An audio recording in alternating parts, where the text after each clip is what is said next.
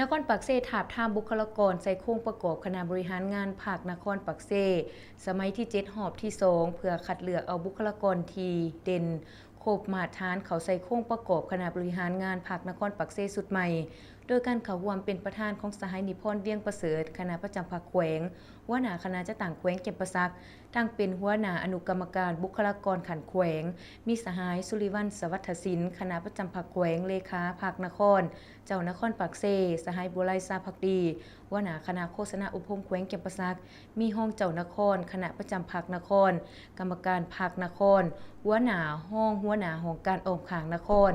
คณะพักหากฐานในบ้านและห้องในบ้านเขาร่วมในพิธีได้ผ่านหางบทรายงานการเมืองหางบทสำรวจการนำพาร่วมของคณะบริหารงานภาคนครสมัยที่6รายงานการกะเกียมความพร้อมดำเนินกองประชุม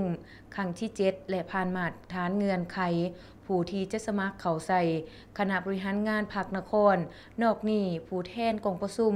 ยังได้ประกอบคำคิดคำเห็นใส่หางบทรายงานการเมืองและหางบทสำรวจการนำพาร่วมพร้อมทั้งได้ดำเนินการปอนบัตรถาบทามบุคลากรใส่โครงประกอบหอบที่2ในนั้นการถาบทามเอาเป้าหมายเลขาภาคนครเจ้านครปักเซ